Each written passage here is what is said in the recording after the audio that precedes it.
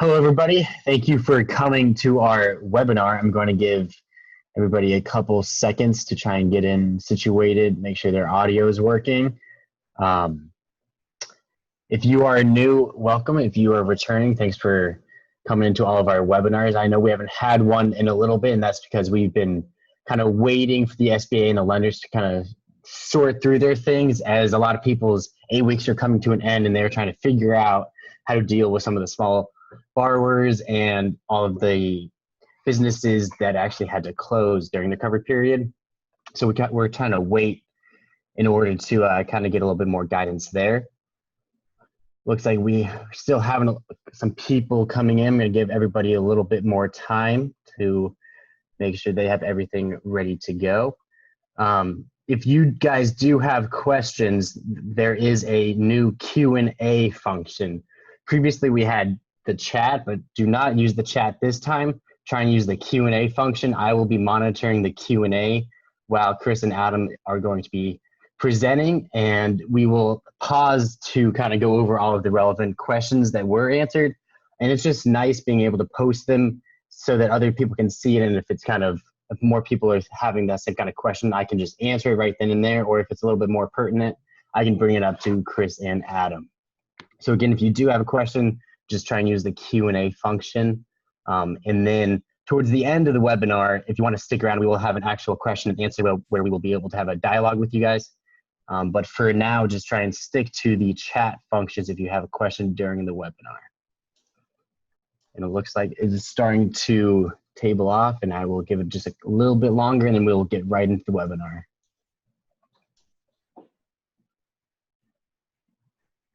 All right, I think we are good to start, so I'm going to hand it off to Chris to get the presentation rolling. And again, if you guys do have questions, just use the Q&A function. Thanks, Cal. Greetings, everyone. Happy, what is it today, Adam? Wednesday? Yeah, we're still nonstop on this thing, and we're sorry we just haven't been able to get back to you. They just didn't, after the 22nd of May, they didn't release anything, and we know why now. And so they're trying to make it easier on some of the smaller borrowers, the NAICS code 72 folks, the restaurants. Really were having a problem with not being open and losing their covered period. So they've now fixed that. Today, we're really going to dive in now, and we're going to talk specifics. Now that we know, there's not a lot of speculation left. Now that we know what the problems are and what the issues are going to be and still going to be. Everyone that we're working with specifically, we've ironed out most of that, but there are a couple issues that you'll find out today that are just unusual for a government program to leave so open-ended. It's difficult, and they did not clarify it with the latest guidance. So we've got that Q&A area for you. We will be answering those questions as we go through. Feel free, you can, I think, anonymously send in a question if you want.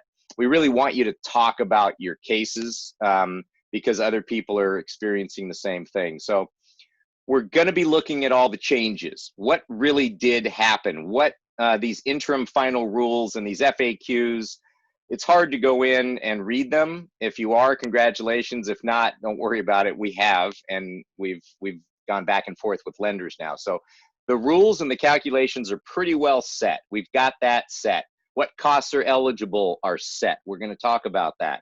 This new EZ form, which we predicted was going to come out, is out. It's weird, but it's out. And so it's got some interesting language on a safe harbor that most people you would think would qualify, but it's not that easy. So we're going to talk about that. We're going to talk about the key question. Do you file now for the 8 weeks, or do you just go the wire on the 24 weeks? And what does that mean, and the pros and the cons of that? And really, what are the lenders now going to be doing? Now the lenders are back in the game. The SBA handed the baton back to the lenders and said, you guys didn't think you were going to get paid billions of dollars in fees and then just skate out of this. No, you're gonna do calculations. So the new clarifications are the SBA is not just going to audit people above 2 million. they're now looking at ineligibility.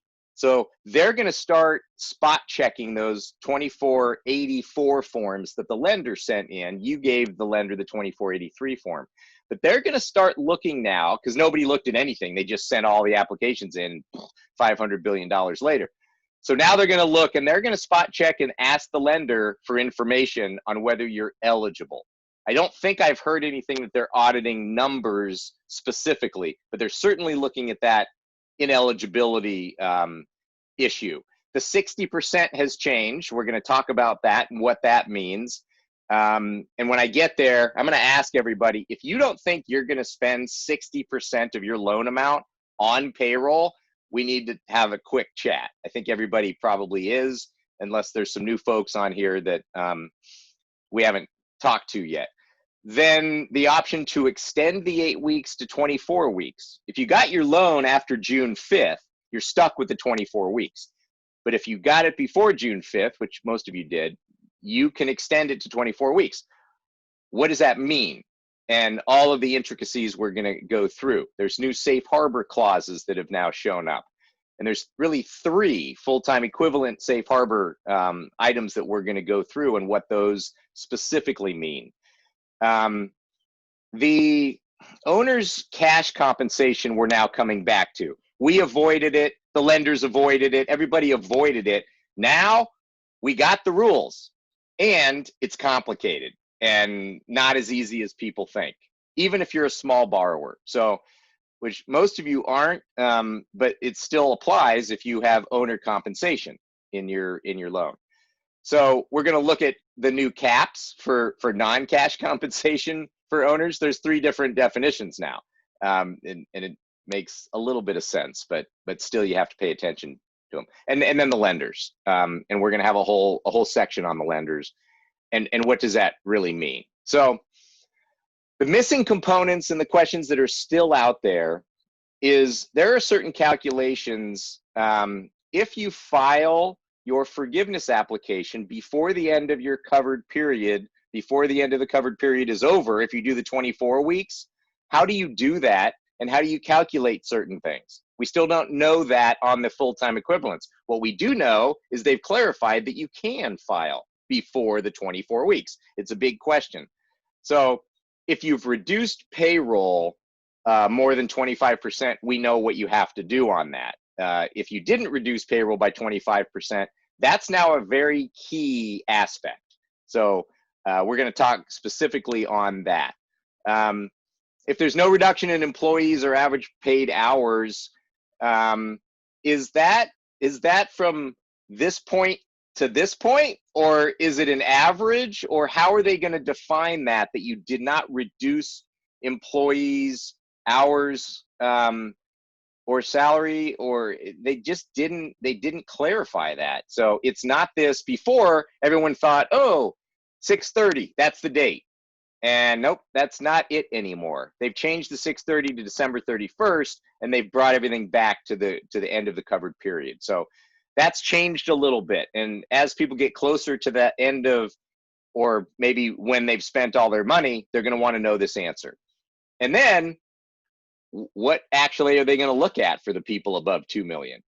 Financial statements, balance sheets, cash flow analysis, liquidity, access to other funding. All those are natural things that we would think that they would look at. Being a forensic auditor, that's what I would look at, just to see if you're hiding $500 million in Bitcoin somewhere.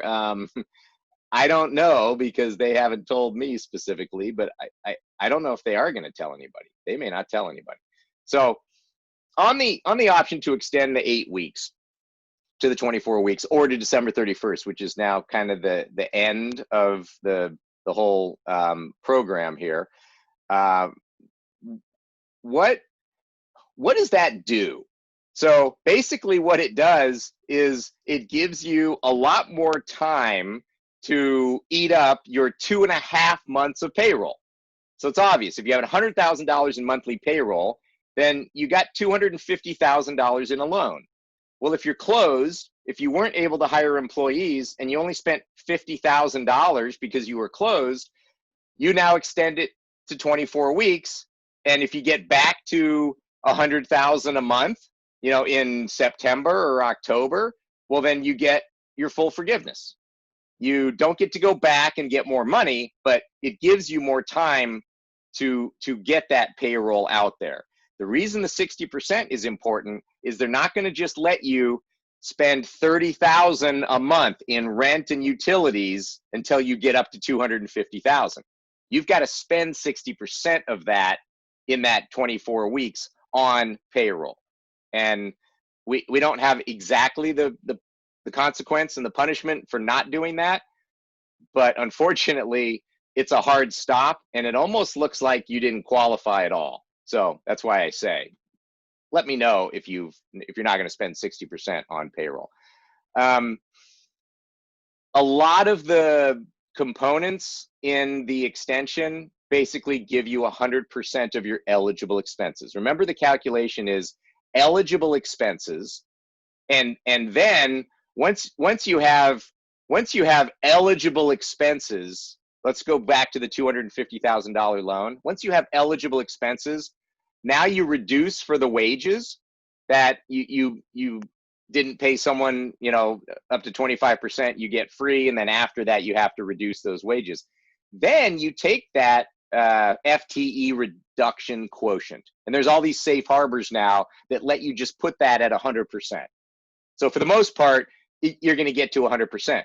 But here's the other thing. In the calculation, what they've done is they've let you go above your loan amount. So on the $250,000 loan amount, you can go up to $500,000 of payroll and have a 50% reduction, and you're back to $250,000 and you get 100% forgiveness. So you're really going to have to try hard or have no payroll to not get 100% forgiveness by extending to that 24-week period. So that's how that is going to work. And so the caps, what does that mean? What it means is now an employee only got 15,385, which is the 100,000 that's brought back to an 8-week period. Now they give you the 24-week number, which is basically 3 times, which is 46,000.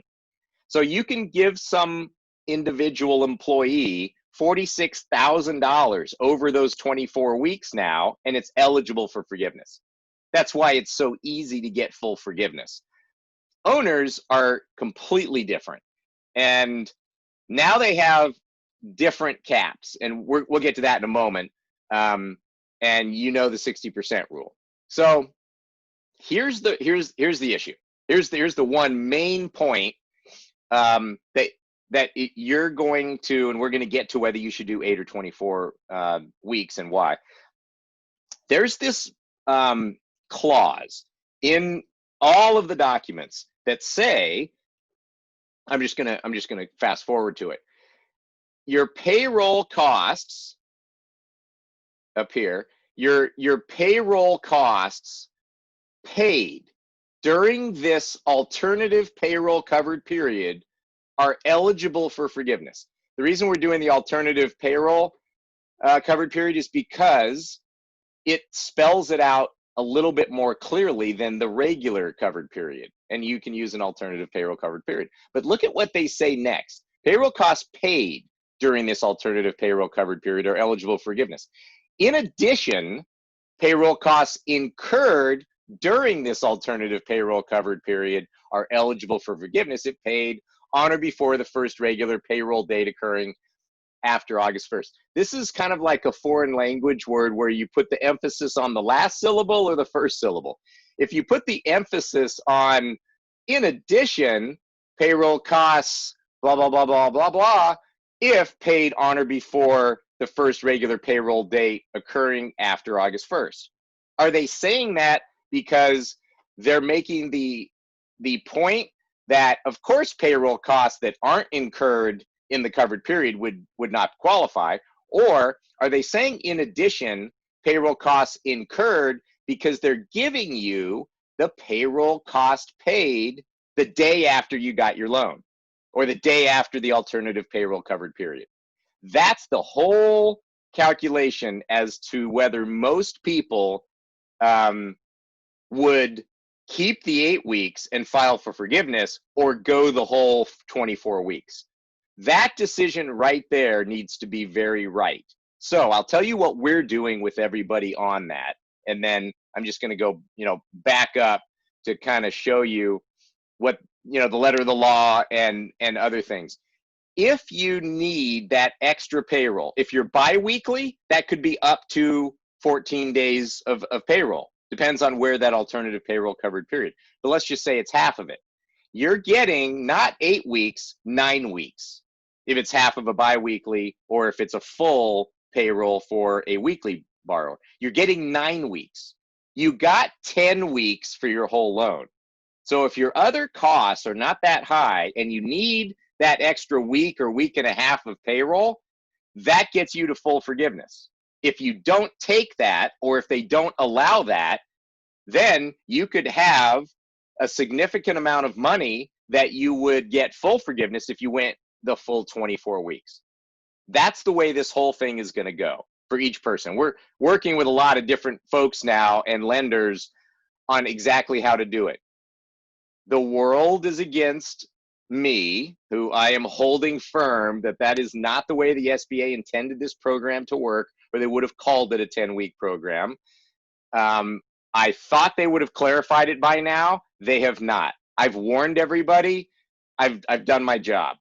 If they don't ever change the language and you can file for forgiveness right now, I think a lawyer is going to solve that, because they just didn't make it clear. If they come out with forgiveness clarifications and an interim final rule, then they're going to say everybody that's filed before this date can get away with it.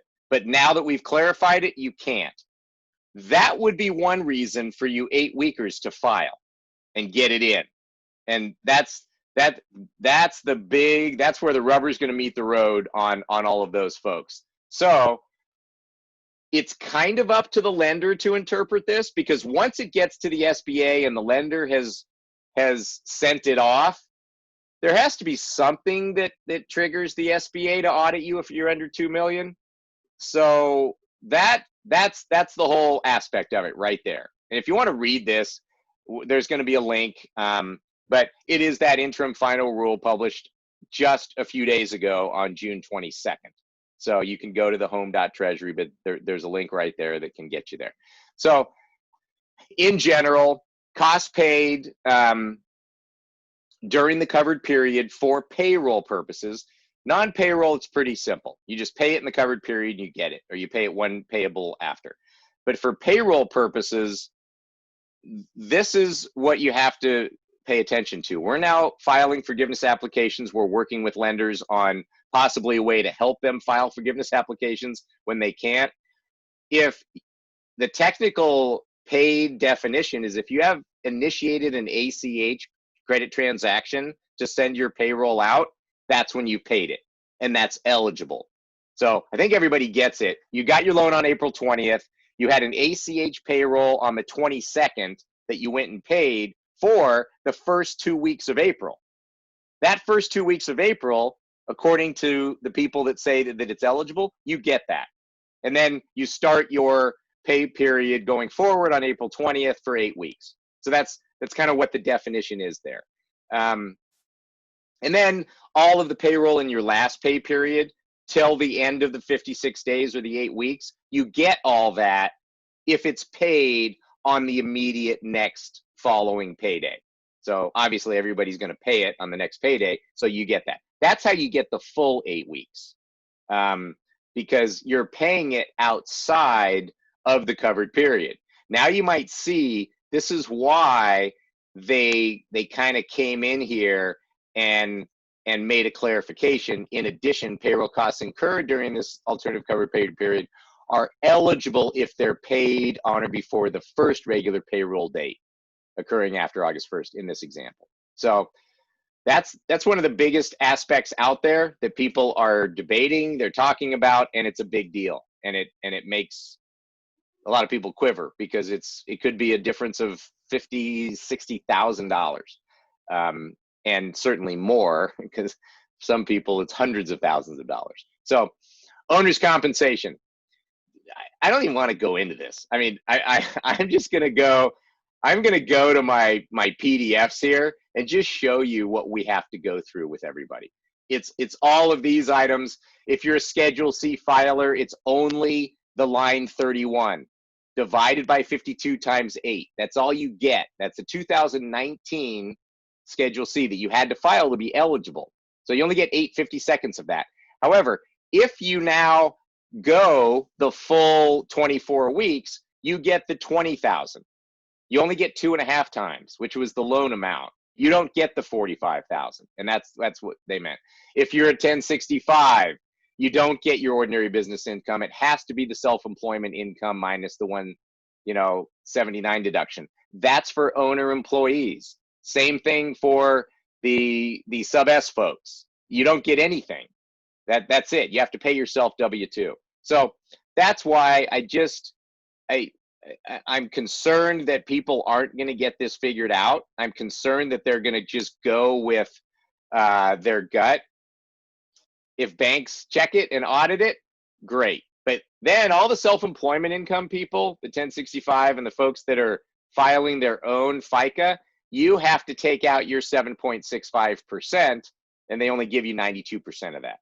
So I'm not going to go into great detail, but that's something that you should pay attention to. So I want to stop. I want to see if there's questions. At this point, we're going to dive in. We're going to go through the EZ form real quickly. We're going to go through the regular form. And Adam, the architect of what we have put together to start helping lenders in a bigger way get these filed, because we've been explaining this to lenders, and they're like, why don't you guys just do this? And we went, all right. So we are. But I'm going to let Adam take over from here. But I wanted to just make sure that if anybody has any questions, I think you can still raise your hand, Cal, in this whole scenario. And then I have to click and say, yeah, if you raised your hand, you're allowed to talk, and then you have to unmute. So if you don't have any questions, feel free to wait, because you will after Adam kind of digs through this whole thing and goes through it. But Cal, if you got anything, let me know. Otherwise, I'll let Adam kind of take this from here and go through and dive into the specifics. We'll wait a couple minutes, maybe. Yeah, and there is so if you do have questions at all, like Chris said, on your end, you'll see a raise hand feature. If you do that, we'll be able to see and kind of call on you, let you speak out. But the other option is, as we're going through everything, there's a Q&A button on the bottom of your screen, in the Zoom screen. And if you click on that, you can ask questions there. You can post questions. We'll all be able to see it. We might answer some of them live, but we can also respond just via text right in there. So if you have questions, feel free to use any of those methods. We're going to jump into, so we do see a question, and I'll just go ahead and answer this one live. So did we clarify if 24-week applicants can apply prior to the 24-week covered period closing out? Do we know that yet? So everyone can actually see this question. I believe it's in the Q&A window if you click Q&A. Basically, she's asking if you choose to do a 24-week period instead of an 8-week period, but you run out of loan funds after, say, 10 weeks and you don't need the full 24 weeks, can you apply early? The short answer is yes. The long answer is yes, but there's things we don't know about how you actually submit, like what numbers to put in some places if you choose to do that. As an example, how you would calculate an FTE average for 24 weeks if you've only done 10 weeks so far, or how employee compensation caps really work if you've not used the full 24 weeks. So we're actually getting into that a little in just a couple of minutes, but I just wanted to knock that one off. If anyone else has any other questions, feel free to post them in that Q&A area. The one thing we know about that is if you have reduced certain employees beyond 25%, you're going to have to pay for that employee's additional 25% reduction the entire 24 weeks. So if you have $100 per week that you reduce their pay, and that's going to reduce your forgivable amount, you have to reduce your forgivable amount by $2,400, even if you file early. So yes, they say you can file early. They haven't clarified the FTEs, and we'll get into that. But you definitely have to pay for anybody that you reduce beyond 25%. And then another question that came in here quickly. So 24 weeks to spend 10.83 weeks of payroll. If we don't spend all the loan amount in 10 weeks, does that mean the amount that can be forgiven is still the amount of the 10 weeks salary? So I'm going to hold on this one. Other than I'm going to give a little bit of detail that the 10.83 weeks is actually equal to the amount that you received in your loan. The way you calculate your loan amount was by taking a full year's worth of payroll and then essentially taking 10.83 weeks of that. So that's, you got your average monthly payroll from 2019 or trailing 12 months, and you got 2.5 times your monthly average, and that's roughly 10.83 weeks. And so our point for the 24 weeks to spend 10.83 weeks of payroll is just that you have 24 weeks if you want it to spend all of the loan amount. In theory, the loan amount you received would be about 10.83 weeks of payroll. So you shouldn't need the full loan amount unless you're a case where you were shut down. You significantly had to reduce numbers and you're coming back from that. I'm going to answer the rest of it after I go through my portion, because I think I'm going to hit that in the course of what I'm going to be going through. And so we'll get to that. And Cal will remind me if I don't hit it. So I'm going to go and share my screen. We're going to go through some other stuff, but now that some of you have found the Q&A window, that's where you can post questions as you have them, and we'll make sure we get to all of them. So let me share my screen with you all. So this is where we left off in the presentation. One of the big changes that came down the pipeline last week was there used to be one forgiveness application form. Now there's two. And one of them is called the Form 3508. It's pretty similar to the old version of this form. They added a few things. And then the big update is that there's a second form that they call Form 3508 Easy. They called it that because it's supposed to be a little bit easier. And we're going to walk through some of the major differences here. The big thing to know is everyone in theory could use this form, but you have to check a couple of boxes. And these are those boxes that you would have to check. If you can check at least one of these boxes, you are allowed to use the easy version of this form. You would want to use the easy version of this form because it's easier to calculate things. There's fewer calculations you have to do. It's just a slightly simpler process. But I'm just going to walk through what these three boxes actually are and what you would need to check to be able to use the easy form. So like I said, you only need to check one of these. So if at least one of these boxes can be checked, you can use the easy form. The first box applies to self-employed individuals, independent contractors, and sole proprietors if they had no employees when they applied for their PPP loan, and they had no employees for the entire period that they used to calculate their loan amount. If that applies, and you're a self-employed individual, independent contractor, sole proprietor, you can use the easy form. The logic behind this is that all of these people are going to get full forgiveness on their loan because there's no employees, there's no payroll, there's no other costs that complicate it really. It's just what they call income reimbursement. So it's pretty straightforward, and so they can use this. The next one, both of these checkboxes are pretty similar in that two conditions have to apply for you to be able to check the box. So for these two different boxes, the first condition is the same. And it basically says, during the covered period or alternative payroll covered period, if you used one, you are certifying that you did not reduce any annual salaries or hourly wages by greater than 25% when compared to the first quarter of this year. So if you didn't reduce anyone's salary whatsoever, this definitely applies. If you reduce salaries and hourly wages up to 20%, this still applies. The threshold is by more than 25%. So as soon as you pass that 25%, you can't check this anymore. And assuming the first box doesn't apply, you have to use the standard form. But this is the first checkbox. The next condition of this second checkbox here is the borrower did not reduce the number of employees or the average paid hours of employees between January 1st, 2020 and the end of the covered period. So this is basically if you didn't have any FTE reductions that you have to worry about, and you don't have any wage reductions you have to worry about, what that really means is that there's nothing to deduct. All you have to do is add up your expenses, and so you're allowed to use the easy form. An open question we don't have an answer to yet, and I think you'll be able to see why we're not totally sure about it, is what do they really mean when they say you did not reduce the number of employees or average paid hours between January 1st and the end of your covered period? Does that mean that if just point to point, your FTE count at the end of your covered period, or employee and average paid hours at the end of your covered period is higher than it was on January 1st, then this counts? Or does it mean you have to pay attention to the whole period of time from January 1st to the end of your covered period? If at any point it went down, you can't use it. We're not sure yet. It seems like, based on the documentation you have to provide if you check this box, that it's a point-to-point where you just have to show Jan 1 and end of covered period. But we're still waiting on a little guidance on that before we really start pushing people down that path. The third one down here, we've covered the two different things you have to be able to certify for the second checkbox. Now there's two for the third checkbox. The first of the two is the same as the first of the two for the second checkbox. So this last one, it says, the borrower was unable to operate during the covered period at the same level of business activity as before February 15th, 2020, due to compliance with requirements established or guidance issued between March 1st, 2020 and December 31st, 2020 by the Secretary of Health and Human Services, the Director of the Center for Disease Control and Prevention, or the Occupational Safety and Health Administration, related to the maintenance of standards of sanitation, social distancing, or any other work or customer safety requirement related to COVID-19. This is a big one for a lot of people.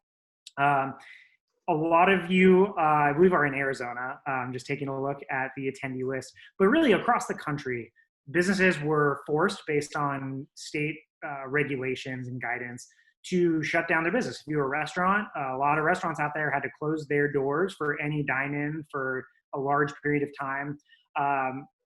As this stands right here, when they first released this, we weren't sure. They released guidance on the 22nd, sometime in the early hours of the morning, that basically said any direct or indirect effects of what this paragraph says apply. So if your state created guidance or regulations that close you down because the CDC said certain things had to happen, or because OSHA said something, as long as you can point to the state said this because one of these departments said this, it counts for you. So for a lot of people, I think this is going to be a good one. And you'll actually see all of these texts here. Not only will they work for the Form 3508 easy, but if you can't certify both of these, any one of these is actually a very good thing to be able to check on the regular form, because it has some benefit on the regular form too. We're going to keep moving on, but these are the different things you'd have to look at in order to use that easy form. Now, what the benefit of this is you just streamline some of your calculations and the work you have to do. Instead of having two full sheets you have to fill out to do calculations and a whole table you don't even have to submit, but you have to fill out just to create the numbers, it really streamlines it. So all of your payroll costs, instead of being about 13 lines is what it is on the standard application, it just boils down to a single line. That's all of your payroll costs, all of your health insurance costs, all your retirement costs, and all your state and local taxes. All of that just goes together into one line. So it's a lot easier to submit this application. It applies only for those people that don't have any of the reductions that might otherwise apply. Now, the Form 3508, the standard version of this form that is a bit longer, you do still have to have what's called the Schedule A. That means you also have to fill out a Schedule A worksheet that has several tables. But the update that they made to that that is pretty significant is now there's 3 different ways that even if you had a FTE average that would give you an FTE reduction quotient, FTE reduction quotient would reduce your overall forgivable amount. Even if you had that, if you can check this box that basically says yes to any of these 3 things, and we'll go into Safe Harbor 2 in a minute, but if you can check a box next to any of these, you automatically are exempt from an FTE reduction, any kind of penalty for that. And so the different options here are, you just have to certify that there was no reduction in employees or average paid hours. And it's the same thing that was on the checklist for the EZ form, that here you just have to say, I didn't reduce number of employees or hours during this period. If you can check that, you get an FTE quotient of 1, meaning there's no penalty. The other one is the same thing related to the compliance and requirements issued by a federal agency, and then the trickle-down effect to different states. If you had to close your doors or your business was otherwise impacted, so you were not able to operate at the same level of business activity as you were before February 15th, 2020, you can check this box, and you also have no reduction related to FTE reductions. So these are big ones. It's pretty impactful for a lot of businesses being able to check this. it gets you a lot closer to that 100% forgiveness if you had to lay people off at any period of time or cut hours or anything like that, if you're able to check one of these boxes. So like I mentioned before, the thing we're not sure about is this point to point, is it just you have to, check the January 1st date and the end of your covered period, or do you have to pay attention to the whole period of time? We're not sure. For right now, it's pretty legitimate to be able to just point out January 1st and end of covered period and use that unless they give guidance to the contrary. Like I said before also here, that direct and indirect compliance count. So if the state issued some kind of guidance that you had to comply with, it counts even though it wasn't directly from the CDC or HHS. You can still point to that, but you have to be documenting it. We'll get into that also later. And just one question on that, Adam. How do you tie the federal standard with the state standard? So if a governor just says, hey, everybody shut down, does that qualify, or do you have to tie that decision somehow to that federal standard that's in the application? Yeah, it's a great question. So it technically does have to tie back in some way to one of these federal agencies, one of these federal bodies, and what they said. A lot of states issued a stay-at-home order, and they issued a shutdown order for a lot of businesses. What you want to do is, if that was the case, and if you were affected by one of those things, you want to see what is it that was actually published by your state or local municipality, whatever it was that impacted your business. Go and look at what it was that caused that impact. If it's published online somewhere, if it's a document, any kind of release, go look at that and just see what it ties back to. If it mentions any of these agencies, if it does, great, you're set to go. If it doesn't, there might be some digging we have to do. At the end of the day, this was a very widespread issue. I think a lot of people were impacted by this, and so we'll be able to find that one way or the other. It's just a matter of, we're going to have to tie it back, and they did give some guidance around being able to link it back to what one of these agencies said. I don't think that's going to be a problem for most people. I also have a feeling a lot of states, if they issued something, now that they see that it's going to affect their small business community, they'll probably clarify, just the state itself saying that, they tied something back to the CDC and the CDC. And can you use this safe harbor in the current 8-week forgiveness application? If people want to file in 8 weeks, can they use this to get 100% eligible forgiveness? You definitely can.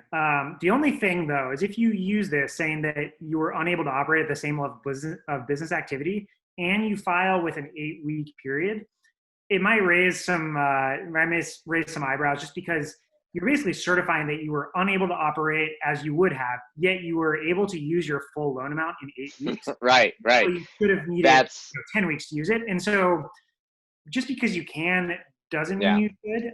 This is one that, if it really applies, you're probably going to have to use the 24 weeks anyway, because you were likely closed down for some period of time. So this one, we'll talk with you about it. We'll walk you through it. I just bring it up because if people are on this call and they're listening or wanting to file their 8 weeks and they want to try and use this, they should probably get an attorney here pretty quickly to start tying that together. Everyone else is going to have plenty of time, and we'll be able to clarify this over the next couple months easily. But the 8-week people, be careful with this one, because it looks on the surface to be an easy out, but I think it's a good flag for an audit. Yeah. So just to move on from there.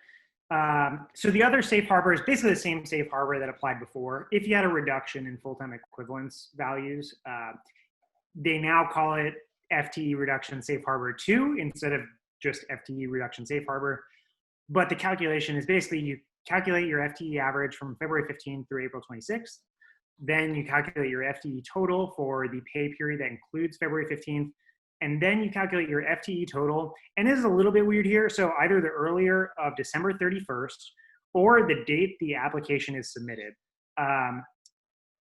What the rule now says, and I'm going to go back into what this actually means, because it's a little weird, but then what you have to do is you have to say, is the value from step 3 greater than step 1? Or sorry, greater than step 2. So is the value for step 3 greater than the value for step 2? And is the value from step 1 lower than step 2? If all of those things apply, then you also have FTE reduction safe harbor. The thing that's a little bit weird about this, though, is they say you calculate the FTE total for the date your application is submitted. So you can, if you want, end your covered period and wait a couple of weeks and then apply. So you would have to use that date later down the road. The other thing that's a little bit weird is, let's say the day you submit it is right in the middle of a pay period. You can never really have your hours fully calculated for a full pay period when you submit this, because it's always going to be, a lagging thing when you have all those numbers calculated versus when you're in the pay period. So the language here is a little bit weird. I think really for now, what we're doing is looking at what is the last pay period before you filed this, and we were using that. What it practically means for a lot of people is, if you've run out of loan money, but you're ramping up at some point and you're going to ramp up in the future, you can hold off a little bit before you actually apply for forgiveness. And so even if you're out of loan money, the 8 weeks is up for you.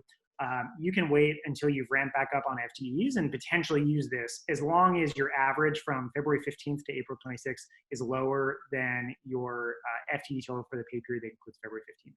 So there's just one other option. There's now 3 distinct options in the standard 3508 form that allow you to get an FTE reduction quotient of 1, which is a great thing to have because it gets you closer to that full forgiveness. Now, this is where I'm getting into the questions more related to when do you want to file the application. So the SBA and the guidance they released yesterday, I think it was yesterday or 2 days ago, one of the days this week, it blends together after a little bit. So they said in this guidance, a borrower may submit a loan forgiveness application anytime on or before the maturity date of the loan, including before the end of the covered period, if the borrower has used all of the loan proceeds for which the borrower is requesting forgiveness. What this means is, if you've used the money and you want to apply for forgiveness for the amount that you've used, you can submit it whenever you want. They give a little bit of clarification on some of those calculations. I mentioned before that the short answer is yes, you can apply whenever you want, as long as you're only applying for the amount you spent up to that point. But there's a couple of questions we don't have an answer to yet as far as how to fill it out. We know you can, we just don't know some of the numbers to plug in. And so one example that they did give clarification on is, if you have salary or hourly wage reductions, there's a penalty for that. And the penalty is proportional to the length of time that your covered period is. And so you calculate a number, and if it's an 8-week period, you multiply that by 8. If it's a 24-week period, you multiply it by 24. And so in this case, if you file for forgiveness, let's say in week 10, that means you're using a 24-week period, but you're applying for forgiveness in week 10, and you have some kind of a wage reduction or salary reduction where you're going to be penalized, you actually have to apply that penalty across all 24 weeks. And so they gave an example, and this is what this number is from the example, but even though you're applying only after 10 weeks, you actually have to apply your penalty as if it was in effect for 24 full weeks. And that's kind of important. It's a reason why some people might want to actually wait to file if they're going to raise that again. But really, we don't know how to handle a couple of other things, how to handle FTE averages if they are looking for it for the full 24 weeks. The other big thing we don't know is how to handle compensation caps.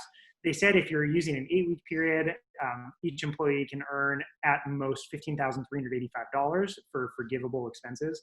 If you're using a 24-week period, it's, $46,135, I think, something like that. And so what they haven't said, though, is let's say you file for forgiveness after 10 weeks. You really shouldn't be able to use the full 46,000. Would you then take 10, 50 seconds of 100,000 to get it? They haven't really said until they give new guidance on that, specifically those caps. What we would probably do is take an annualized however many weeks you've used for your covered period, and what that becomes the prorated $100,000 salary, bring it down to that amount. Yeah, and a couple things on that, Adam.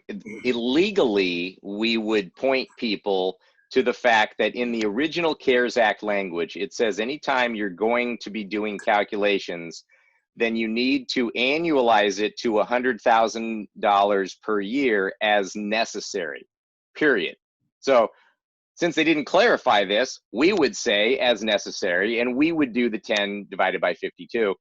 And so that, that you certainly couldn't use the 46,000 in 10 weeks, not according to the SBA, and the lender would probably flag that. But can you briefly, Adam, just tell people how you do that salary reduction calculation, just so people can kind of get an idea of, I mean, a lot of people on here don't even know whether they've reduced anybody by 25%, and they have no idea how to do it. Just give them a real quick, this is how you do it. Yeah. So the way you do it is not straightforward. It's and that's why I chuckled a little bit when he asked, because they on the application show it in 3 steps, but really the 3 steps is comprised of about 10 steps. And those 10 steps relate to about 10 different reports you have to pull out of your payroll processing system. And you have to do this calculation for every single employee if you had wage reductions. And so it's not straightforward at all. It's actually really complicated. But essentially what you're doing is you're creating some kind of value.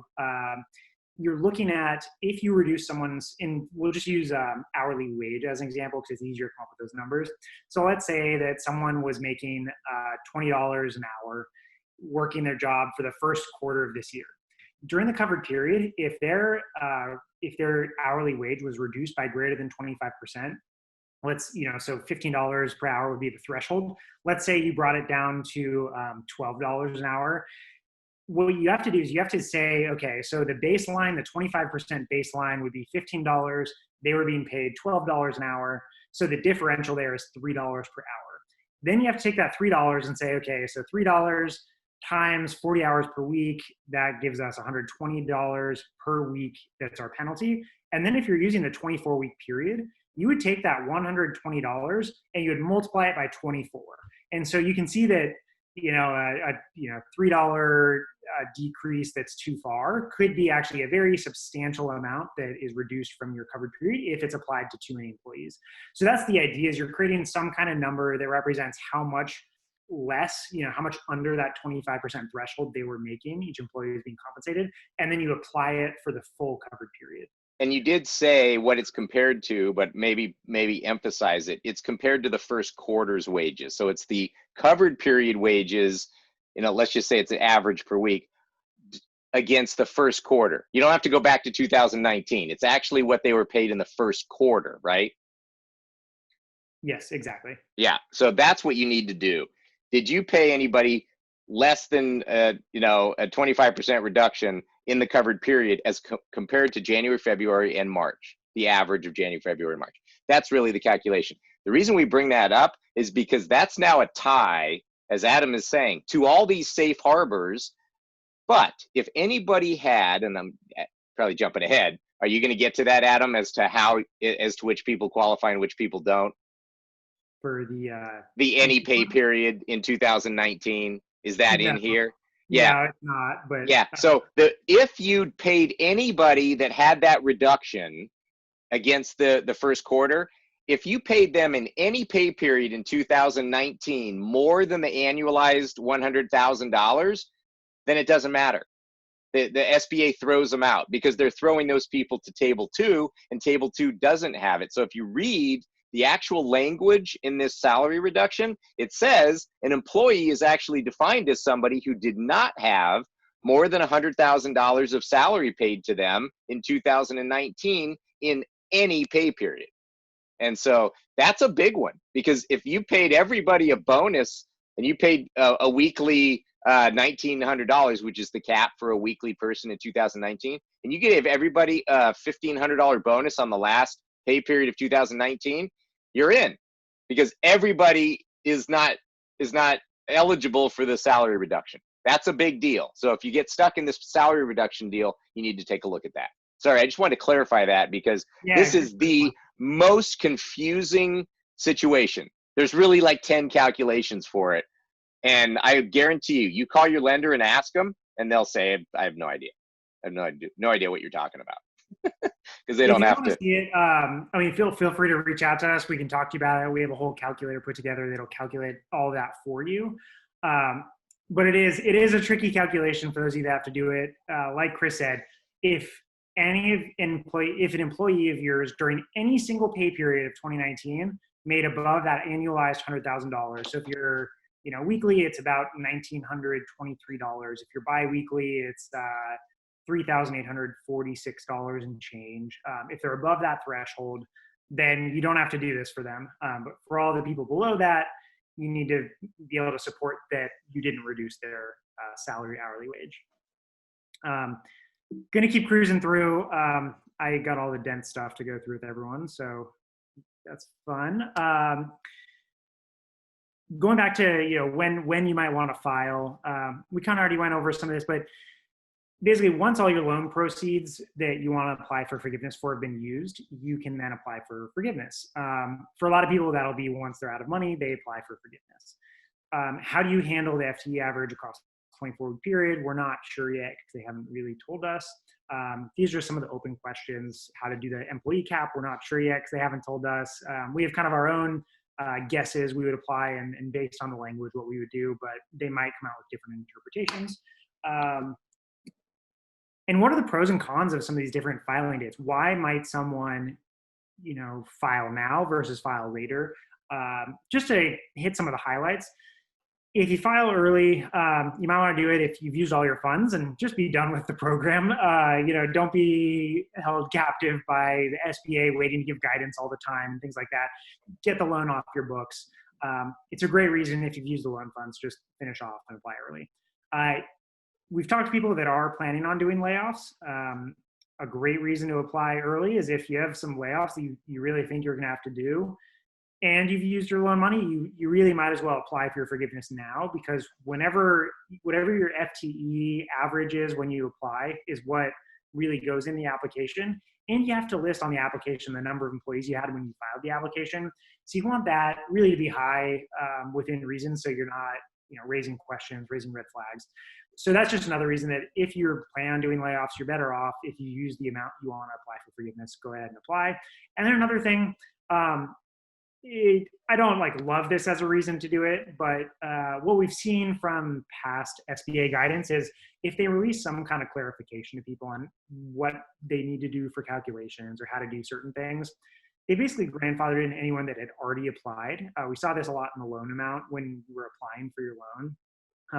So what they usually do is if you had already filed your application before the date they released the guidance, whatever you sent in is fine.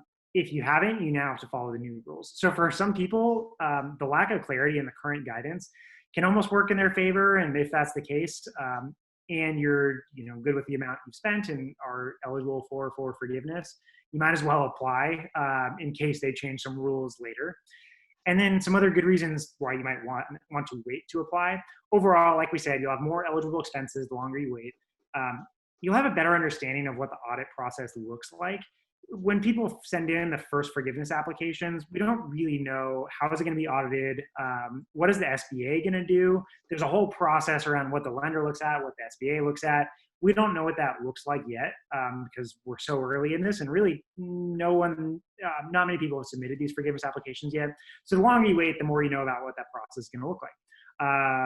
You'll also, it's all pretty similar. You'll have a better understanding of the rules. You'll have a better understanding of the audits. You'll have a better understanding of what the SBA wants to look at. And then if you have a reduction in FTEs or a reduction in wages, and you don't meet one of the safe harbor requirements for any of those things, this is an opportunity where you can raise your FTE count and you can raise your wages and get it to a point where you can meet safe harbor. You have the opportunity to do that by playing around with when you actually file, because the date you file is what gets locked in. Now, here's what you have to submit as a part of this application. This is a hugely important part. Not only what is the number that you're putting on each line in the application, but also how are you documenting and substantiating those numbers. The lender cannot approve your forgiveness application until you give them all the documentation they need to see. And so as we're going through for the 3508EZ form, basically you submit the filled out form, and then you submit documentation to substantiate your payroll costs, your non-payroll costs, and if you had to use any FTE calculations to certify the things you had to certify to use that application, you have to show those FTE calculations. You also then have to retain some documentation for 6 years in case you're audited. And those include any documentation that supports any certifications you made on the EZ form, documentation that supports any FTE reduction exemptions you have, and overall just all records of everything related to this loan. So anything that contributed to your forgiveness amount, that was part of your application when you filed for your loan, anything at all, better to save it for the 6 years. Now, what's different between that and the standard 3508 form? Basically, there's just more calculations you have to provide on the 3508 form when you submit it to your lender. You have to fill out the Schedule A and provide that. The calculation form has more information in it. There's more FTE calculations you have to do, and you have to show documentation for those numbers. And then there's a lot more you have to retain as far as calculations go. The actual documentation of invoices, receipts, things like that, it's about the same. But there's just more calculations you need to retain for 6 years. I have all this language in here. I can go back to it if people have questions. It gets a little tedious. You can find it in the application itself and the instructions for the applications. And we're going to send this out to you, so you'll see it right in here. This is just language pulled right from the instructions of what is allowable documentation for substantiating the costs in your loan. So in other words, what do you have to provide to back up the costs that you put into your forgiveness application? So this is just an example. This is for payroll costs, to support all the FTE calculations you had to do, to document non-payroll costs. There's a lot there. This is a huge component of this application. This is all stuff you have to submit to the lender. We can go back to it, like I said, if there's questions, but there's a lot to walk through, and it's out there online in the application. We're going to send it around so you can read it yourself if you want. I saw a question come in, so I'll pause and answer the question. If anyone else has any other questions, now is a great time to ask. I'm going to pause for a minute.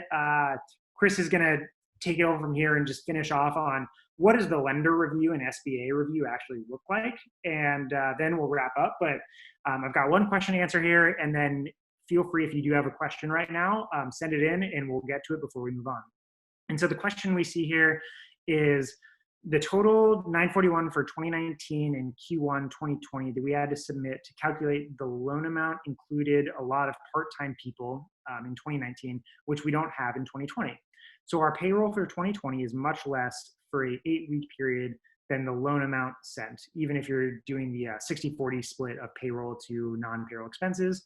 So just wondering if I can apply full loan amount for the 24 weeks, which would be more than the loan amount, or what is calculated is the total wages paid in that 8-week period. Not sure if that's clear. So I totally understand your question.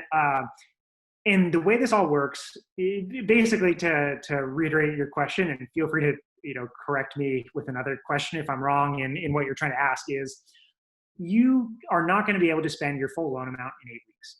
Even if you only have to do 60% of your loan amount as payroll and the other 40% can be other expenses, there's just no way you're going to spend your full loan amount in 8 weeks. If you do the full 24 weeks, do you have to only use 8 weeks worth of expenses, or can you use the full 24 weeks? The answer is you can use the full 24 weeks of expenses. This works really well for most companies, especially if you need 12 weeks to use your payroll, to use the full loan amount, and not 8 weeks, some small amount over. Because what this means is that your eligible expenses by the end of 24 weeks are likely to be some multiple of your loan amount. Maybe it's just 1.5 times your loan amount. Maybe it's double your loan amount. It doesn't matter. You get to include all 24 weeks worth of expenses before any of the reductions and FTE reduction quotient are applied. And so to directly answer your question, if you apply at the end of 24 weeks, you get to use the full 24 weeks worth of expenses in your forgiveness application. So I hope that cleared up that answer. Feel free to post a follow-up if that didn't do it for you. And then, okay, perfect. So a couple other ones. So yeah, let's see. So the question is, my covered period is May 11th to July 5th. I'm not sure exactly what the question is there. Feel free, if just kind of run with that in a couple of different directions really quickly. But if I don't hit what your real question is, feel free to post a quick follow-up. But if you got your loan on May 11th and your period ends on July 5th, that would be your covered period. It'd be an 8-week period, 56 days from when you got your loan to the end of that. You can use an alternative payroll covered period if your payroll is biweekly or more frequent, to actually shift your payroll costs a little bit back. If you are using a 24-week period, you get 24 weeks from May 11th. But May 11th is really your trigger date for the covered period. Your alternative payroll covered period could start a little bit later. But that's just when your start date is for these things. I'm going to go ahead and move on. Feel free, again, if you have questions, type them in. We can respond with text if I just can like shoot off a quick answer. I'm gonna pass off to Chris. We've been on here for a while, so I want to keep us going. Chris, go ahead and run with it. Yeah, and just on the 24-week applicant, can you apply prior to the 24 weeks? I think we closed that loop there that yes, you can, but we just don't know how to calculate the FTEs really properly. And so there's going to be more guidance there. One thing I wanted to add on the question about May 11th to July 5th, you don't have to make a decision right now. You don't have to make a decision on July 5th. You know, the borrower that has the May 11th to July 5th 8-week period, you don't have to make a decision on that. You can wait. You can wait 60 days to file your application. So people that are ending and have ended their 8 weeks right now, the only decision that you would have needed to have made is, did you pay bonuses or hazard pay that are eligible in those 8 weeks? But you can still use the 24-week period. You can wait until August to make that decision and wait for further guidance to come out. So there's no sense of urgency unless you're in your 8 weeks, you're very close, you think you're going to get that one paid payroll in the beginning, and you're within 20,000 or 30,000, and you can get up to the 15,385 for each person, then you might want to pay some bonuses and pay 20 or 30,000 of bonuses and lock it in. That's the only decision you really need to make. Otherwise, you can just coast and wait for them to clarify all of these answers, and 60 days after the end of your covered period, you've got to get to your lender one way or another. And if you don't get to them, then your lender doesn't care. Then you're going to use the 24-week period. So that's really that aspect. And now they are, in essence, saying, and I just still don't get this, and I'm going to reread it. They say you've got 10 months to file your forgiveness application. And so I don't know if that applies to the 8-week period as well. It might, but now the 60 days was in there, and now I think we know it says 10 months. So you could stretch this thing out for quite some time. So I think that answered those questions. Let's get to the lender review, because I know we're rolling forward. We knew we were going to go past an hour here, and it's only Wednesday, I think. Is it Wednesday? Yeah. So if you have to hop off, feel free to just shoot one of us an email. Assuming you have our email, I think you all have at least Chris's email. Yeah. And we can get some answers to what you may have missed if you have to hop off. I know we're running kind of over now. So yeah. So don't feel the need to stick around if you feel like you got some answers. We can always fill you in on other stuff. So just, I don't want anyone to feel like hostage to us on this call if we keep running over. So on the lender side, basically it went from a good faith review and in a reasonable time, and the borrower shall not receive forgiveness without submitting all the required documents to the lender. They've got 60 days. Once you give the lender your application, they have 2 months to be able to review it and get that application off to the SBA. Then the SBA has another 3 months. So one of the downsides to waiting on the 24-week period, if you're going to use a lot, need a lot more money to be able to eat that up, you're looking at maybe 5 months. Now, hopefully it's not going to be that long, but it could be 5 months after you submit your forgiveness application. If you have a lending borrowing base or an issue, and your loan is a substantial loan, and it's preventing you from maybe doing some other financing or refinancing, this thing's going to be on your books well into 2021. That's another reason where you might want to just get this thing done and over with and close things off. But now the lender review process has become pretty interesting.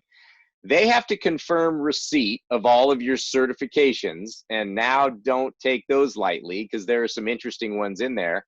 And sole proprietors with no employees, they actually kind of have a little snafu where they can't attest to a few things, but it doesn't apply to most people here. But now the lender has to confirm receipt of documentation that must be submitted. And now they've added, this is new, confirm the borrower's calculations on Form 3508 or 3508EZ by reviewing the documentation submitted. Before, the lender just had to make sure you submitted it.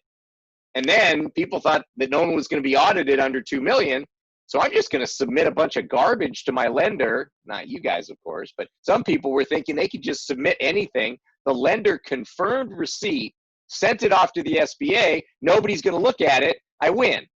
That's not now what's happened. And they realize that. So they've come back in this June 22nd IFR and said, nope, now you have to confirm the borrower's calculations, confirm that they did it correctly on the, the 60% aspect. And so they have to look at what you submitted. And that it has changed things for the lenders. Now, this is a federal program. So now there's some other very interesting things that are happening that the lenders are not liking. So we want to wait and see how they're going to process through this. Now, it's true they don't have to independently verify everything. They don't have to do a full audit or have an audit review like a CPA would do. And the CPA, they don't have to go through all that, but they do have to ensure that what you've done has been done correctly. And now the lenders are looking at loan amounts. And the lenders that we've spoken with, some of the lenders have admitted, yeah, we know we gave people too much money because we just didn't know. The guidance wasn't clear. So all that's going to start getting clarified here. And so you just have to have all your ducks in a row. But it's easy to do. And we've got it down now, and it's easy to do. And we have several over $2 million borrowers, and it's just not going to be a problem at all. Everybody's very detailed, and they know exactly what numbers and how many hours. So those lenders are going to be thrilled because they're going to have all of this documentation ready to submit. It's going to be the borrowers that just don't have that backup. So I think that's what they're trying to square away with them. So some discrepancies, is what I just kind of went through. They're really now needing to look at the dollar amounts of cash compensation and non-cash compensation. Now the retirement accounts. So, I mean, I could have put like $1,000 bonus for whoever answered this question. What's eligible for the 1065 owners, that file a 1065 tax return? Health costs, retirement costs, none or all. How about the Schedule C people? How about the corporation? How about the C Corps? How about the S Corps? Now the lenders have to verify that non-cash compensation. So it's getting a little interesting for most of the lenders. Others are not taking it as seriously, and we're just kind of concerned about that. So we're staying on the compliance side. So for the most part, we've hit everything that is important that needs to be hit. And for those that might have been napping, or you didn't see the whole thing, or you came in late, let me just give you these 6 highlights. And then if you before you do that, we do have another question in the Q&A. And it is, if you want to pull it up, just a question about their covered period and the best way to run the payroll.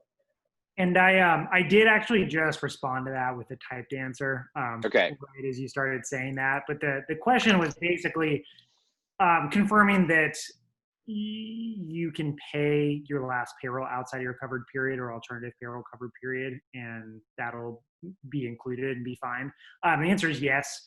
That as it stands right now, all payroll costs paid during the covered period are fine, and all payroll costs incurred during the covered period are also eligible. And specifically for that last pay period, you're incurring the expense during your covered period. Even though you're paying it after the end of your period, you can still include it. They have this phrase, as long as it's paid on or before the first regular payroll date. Basically, that just means as long as you're paying it in your next payroll, whatever costs are incurred can be included. So you're also— And they give you a good example, and this is in that same, and we're going to send this this out in PDF format. you just click the link, the interim final rule published on June 22nd, you'll see that box in there, and it just goes through that exact scenario, that if your covered period ended at the end of July, as long as you pay it in your next regular payroll date, you're fine. So I think that should answer your question, and you should be good to go. So on the summary here, if these 6 items prompt another question for you, then bring it up. I think we went through most of the changes in the rules and the calculations. The costs that are eligible, there are people that might have some more questions on what costs could be eligible. We're happy to answer that. What is the difference between the EZ and the 3508? You want me to pull up the EZ form and pull up the 3508 and show you that the EZ form has 8 lines that you have to enter. 8. You just have to put 8 answers in the EZ form, click some boxes, put your certification in, and ship it off. The regular 3508 has 24 boxes of items that you have to calculate and put in. But it doesn't even count the table 1 and table 2. That's what I was going to say. The first box that you have to put in the Schedule A worksheet has a gigantic amount of calculations and complicated items. So any lender that's just going to throw up a digital portal and say, okay, here's 24 things you have to answer. Start with number 1, box 1, table 1. What's the cash compensation to everybody who stayed in, table 1 because they didn't have any pay periods over 100,000 annualized in 2019? Go. What? I mean, they're gonna click X and get out and go, I don't want to do this anymore.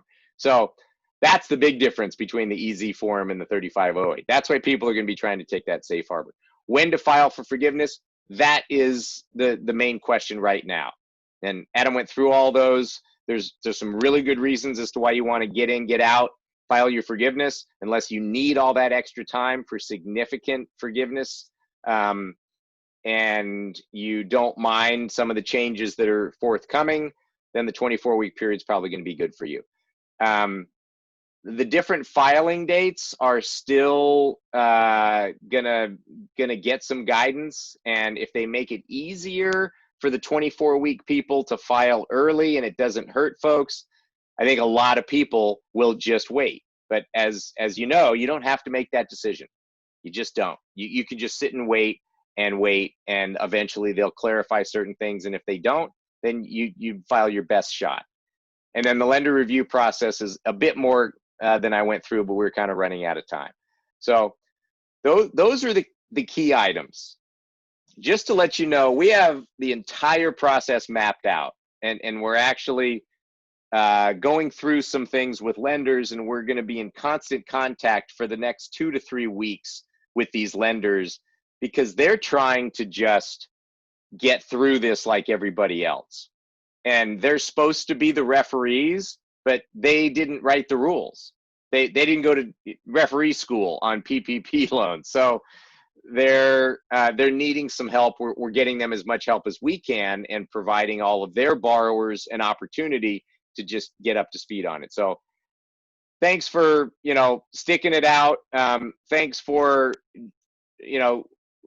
caring, I guess is the best way to say it. Some people took this in a cavalier fashion and just thought, hey, it's a crisis. I got my money. Stop making it so hard. But the people that care and the people that are going to go through this and check the boxes properly are going to avoid possibly some consequences and some issues, even 3-4 years down the line. They're making you hold on to this stuff for 6 years. And so if you have any questions, if you have any concerns, if there's things that you did that you didn't know you were doing wrong, that now we come up with something, or you read something that you did wrong, probably you'll get away with it if you bring it up to your attorney and maybe to your lender, depending on if it's something that did cross a boundary, or you have to, if you got too much of a loan amount, you need to remedy that. Don't just assume that it's going to get slid through. We don't know what they're going to do with all the audit people. All the audit people to the left, everybody else to the right. Now let's just, make people's lives a holy hell for 2 years on the audit people? We don't know that yet. So if you have a question, you need to bring it up to your attorney or your CPA and say, do you think this matters? Or ask us. We're not giving legal advice, but we'll certainly tell you what we believe the SBA and your lender are going to say about it. We've got about as much knowledge as anybody in this thing. I think we actually know more than the SBA. When they come out with these IFRs, we just look at each other and say, how in the world could they write that? I mean, literally, they just contradicted themselves, in the same document. And we can point you to that. So I'm not sure what's going to happen, but I think most people we know on this call and on these webinars have a really good handle on this. It's the people that don't go to the webinars that might need to seek some advice if they have some major issues. So Cal, Adam, any final words or items that popped up or questions or anything else that you thought of while we were talking through? No, I don't think no more questions have come up. So it's kind of the last chance for anyone that has questions. Feel free to post it in the Q&A section by clicking Q&A on the bottom of the screen. Otherwise, we'll wrap up. Nothing else I have to add. Okay, great. Well, you've got our email. You've got at least my email, and I think most everybody that works with us obviously have Adam and Cal's emails, but just feel free to email. We don't mind. We're here to really offer some assistance. If we don't know the answer, we'll tell you that nobody probably has the answer yet because we troll the internet on all of these major questions. We'll tell you that we don't have the answer. Maybe some people do have answers that are out there that you could do some research, but you got to get the answers to your major questions. Don't just close your eyes and put the application in and hope everything goes well. Probably not a good idea.